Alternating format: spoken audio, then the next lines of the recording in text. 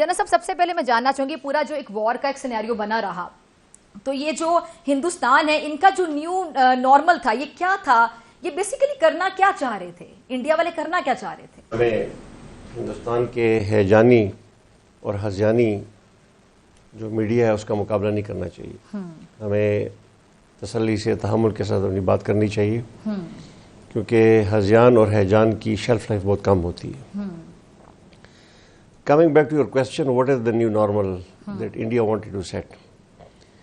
ہندوستان کی غرض و غایت یہ تھی جو کہ ابھی بالکل کلیئر ہو گئی ہے کہ اگر ہندوستان کی سرزمین پر کہیں بھی کوئی حملہ ہوتا ہے یا جو ہندوستان کے زیر تسلط علاقہ ہے کشمیر ہے جہاں بھی کوئی ملیٹنٹ اٹیک ہوتا ہے خواہ وہ سیکیورٹی فیلئر کی وجہ سے ہو خواہ وہ ہوم گرون موومنٹ کی وجہ سے ہو تو بغیر تحقیق کے بغیر انویسٹیگیشن کے اس کا الزام ہم پاکستان کے اوپر لگائیں گے اور پھر پاکستان کو صفائی کا موقع بھی نہیں دیں گے، نہ ہم انویسٹیگیشن کریں گے اور ہم پاکستان کے اوپر ایک فوجی دباؤ اور پوسٹرنگ کریں گے اور اس فوجی دباؤ کے نتیجے میں ہم کوشش کریں گے کہ پاکستان پراپر پہ ہم حملہ کریں. یہ ایک نیو نارمل ہے جو ہندوستان سیٹ کرنا چاہ رہا تھا. آپ نے اس کا ایک چھوٹا سا سنپٹ دیکھا تھا 2019 میں جب بالاکوٹ پہ اٹیک ہوا تھا پاکستان پراپر اور ایک کوا اور کچھ ہٹ مارے انہوں نے وہ کیے تھے تباہ کیے تھے. اس دفعہ اٹ واز مور بریدن اور بریدن اس طرح تھا کہ 6 شہروں کے اوپر 30 جگہ پہ اٹیک ہوا تھا اور تقریباً پورا پاکستان نشانے پر تھا. اس میں میزائل استعمال ہوئے تھے، اس میں بیونڈ ویژول رینج جو ایئر فورس فائر کرتی ہے وہ میزائل استعمال ہوئے تھے، لینڈ بیسڈ ہتھیار استعمال ہوئے تھے اور فوج استعمال ہوئی تھی اور اس کے بعد ڈرونز کا اٹیک ہوا تھا. تو this was the new normal and India would like to keep this as a new normal. اور یہ وہ نیو نارمل ہے جو اس خطے میں وہ یہ سمجھتا ہے کہ وہ پاکستان کے اوپر ٹھونسنا چاہتا ہے یا پاکستان کے اوپر مسلط کرنا چاہتا ہے. اس نیو نارمل کو ہم نے شٹر کرنا ہے، اس کی دھجیاں بکھیرنی ہیں اور بنیاد مرصوص میں ہم نے اس نیو نارمل کی دھجیاں بکھیر دی ہیں. جی فضا. الحمدللہ الحمدللہ.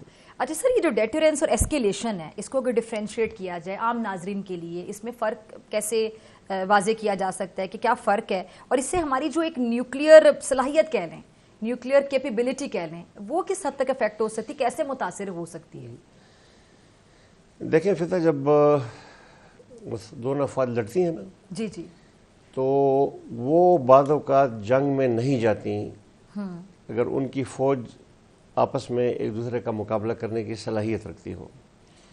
جنگ میں نہیں جاتی. جی جنگ میں نہیں جاتی. ڈیٹرنس سادہ الفاظ میں یوں ہے کہ آپ کو میں تھپڑ نہیں ماروں گا کیونکہ مجھے ڈر ہے کہ آپ مجھے موقع مار دیں گی.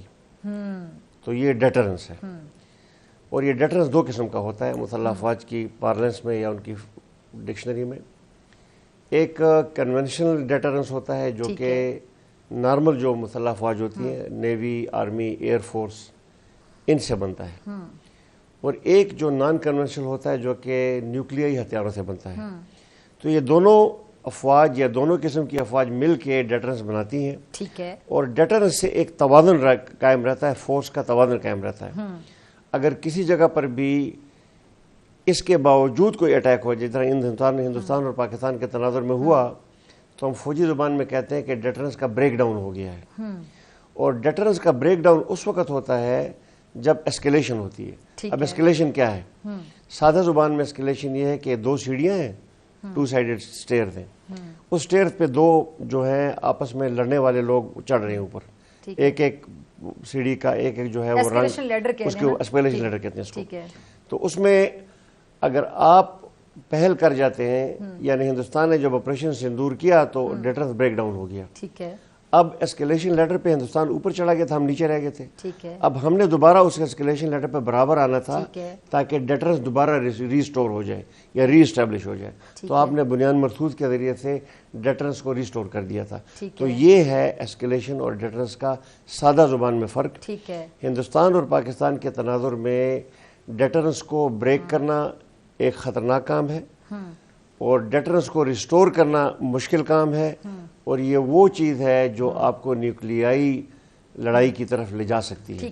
So that is why it is very important to keep a deterrence between the two sides اور ڈیٹرنس جب ٹوٹ جائے تو اس کو جلد از جلد آپ کو ریسٹور کرنا چاہیے. اچھا, ڈیٹرنس کو کیپ کرنا, رکھنا, اور اس کے بعد پھر اس کو ٹوٹ جانا, یہ مطلب آپ نے سٹارٹ میں بڑا عام الفاظ میں ناظرین کو سمجھایا کہ عقل مند یا سمجھدار جو قوم ہوگی, جو ملک ہوگا, وہ کوشش کرے گا کہ وہ اس طرف نہ جائے, کیونکہ نیوکلیر وار جو ہے ظاہری بات ہے خطرہ تو ہوگا پورے خطے کو. اور جیسے آپ نے بڑے آسان الفاظ میں سمجھایا کہ کیا ہے کہ جی اگر ایک آپ کو تھپڑ مارا ہے تو آپ تھپڑ اس لیے نہیں ماریں گے, پہل نہیں کریں گے, آپ کو پتہ ہے کہ سامنے والا مکہ مارے گا اس کے جواب میں.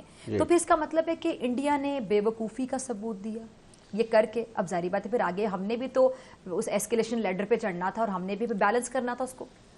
ہندوستان اور پاکستان کا جو تناظر ہے نا, جی جی, اس میں ایک نئی بات کرنا چاہتا ہوں جو کہ generally it is not the norm یا ملٹری لٹریچر میں نہیں ہے.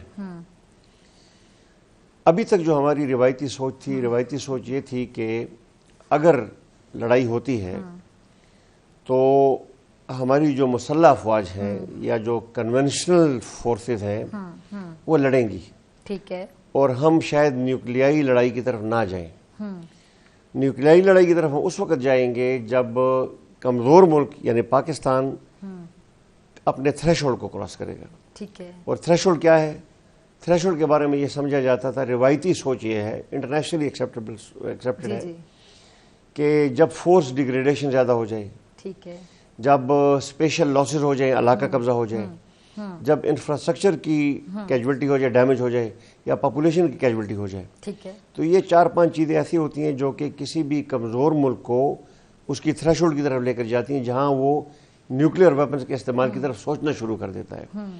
ناؤ جو بنیان مرصوص اور آپریشن سندور کا یہ سینیریو تھا جو اس وقت ہوا ہے, جی جی, اس میں فزیکل تھریش ہولڈ سے پہلے سائیکولوجیکل تھریش ہولڈ کے کراس ہونے کا خطرہ ہے.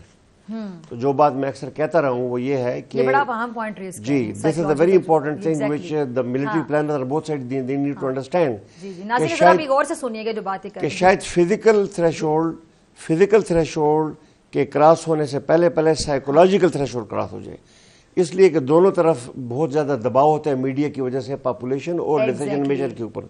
جب ڈیسیجن میکر کے اوپر اور پاپولیشن کا پریشر ہوگا تو وہ ہر وہ کام کرے گا جو وہ سمجھتا ہے کہ میری پبلک جو ہے اس کا ڈیمانڈ کر رہی ہے. تو خطرہ اس میں یہ ہے کہ مس کیلکولیشن ہو جائے. تو what I am trying to say, میں آپ کی سوال کی طرف لنک کر رہا تھا. مودی صاحب سے یہ بہت بڑی مس کیلکولیشن ہوئی اور دوسری دفعہ ہوئی ہے. وہ جب بھی کوئی ایسے انسیڈنٹ ہوتا ہے تو ایسکیلیشن میں سب سے اوپر ٹاپ سیڑھی پہ بیٹھ جاتے ہیں. اب وہاں سے وہ نیچے نہیں آ سکتے کیونکہ وہاں سے نیچے آنے میں ان کو خفت کا سامنا کرنا پڑتا ہے. تو اس خفت کو مٹانے کے لیے وہ پاکستان کے خلاف چھوٹی موٹی کوئی فوجی کارروائی کرتے ہیں. جب وہ کارروائی کرتے ہیں تو پاکستان کے عوام کا اپنے ڈیسیجن میکر پہ اتنا پریشر ہوتا ہے کہ وہ کہتے ہیں کہ آپ نے رسپونڈ کرنا ہے, اور ہماری جو رسپانس کی پالیسی ہے اس کو ہم آفیشیلی کہتے ہیں کوئٹ پرو کو پلس. ٹھیک ہے, یعنی اگر انہوں نے 3 جہاز گرائے تو ہم نے 5 گرانے ہیں. We have to go late plus.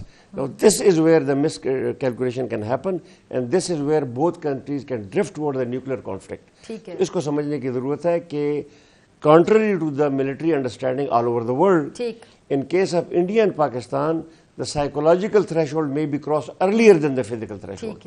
Now that is something that we need to talk about and we need to look into.